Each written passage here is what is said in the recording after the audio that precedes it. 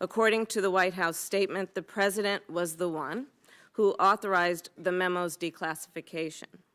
Do you believe there is an actual, or at least the appearance of a conflict of interest when the president is put in charge of declassifying information that could complicate an ongoing investigation into his own campaign? Well, Senator, as we've been very clear what our view was about the disclosure and accuracy of the memo in question, but I do think it's the President's role as Commander-in-Chief under the rule that was invoked to object or not to the declassification. So I think that, that is the President's responsibility. Regardless of whether there is an appearance or actual conflict of interest? Well, I leave it to others to characterize whether there's an appearance or actual conflict of interest, but I think the President was fulfilling his responsibility in that situation. If the President asked you tomorrow to hand over to him additional sensitive FBI information on the investigations into his campaign, would you give it to him?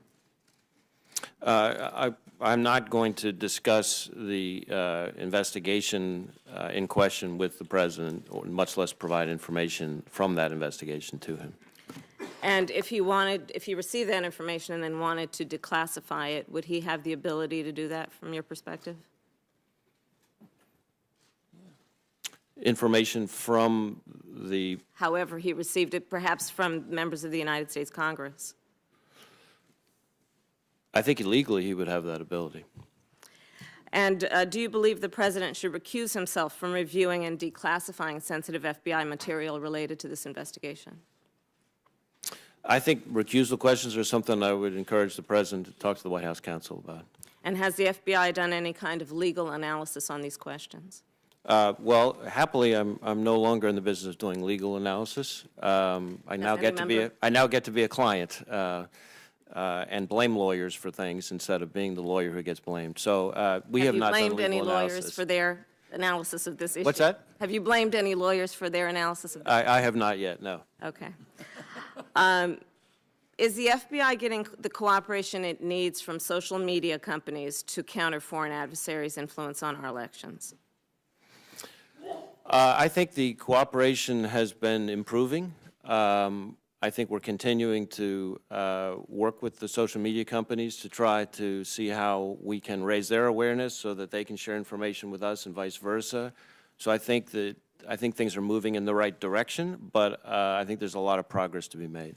What more do you need from social media companies to improve the partnership that you'd like to have with them to counter these attacks?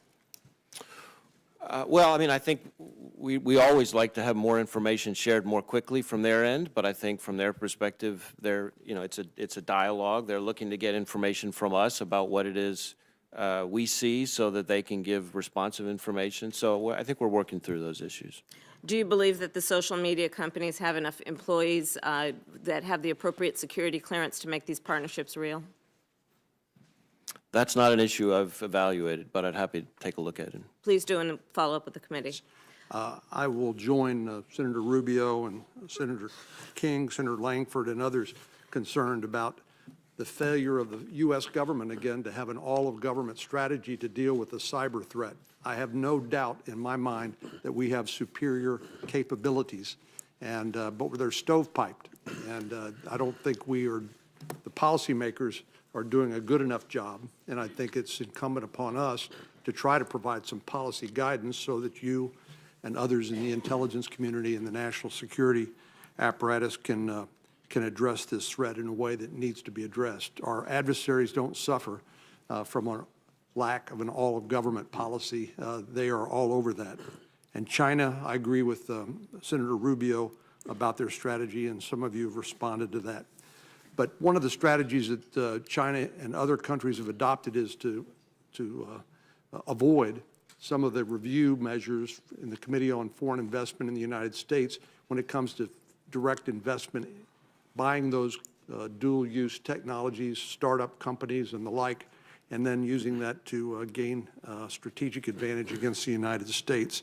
I wonder if maybe Director Wray, could you address that, and then anybody else in the time permitted. I'd be glad to hear what you had to say about that.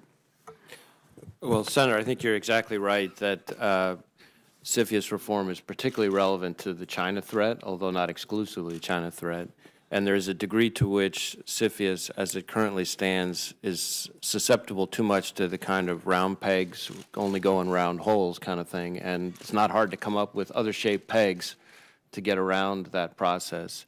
You know, the obvious example being joint ventures, but there are other ways as well.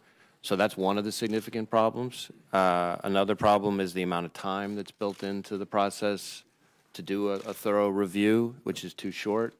Another problem is the inability to share information, since other countries our allies are going through the same thing, to be able to share information so when they go through their own versions of a CFIUS process, they have the benefit of what was attempted in our country and vice versa.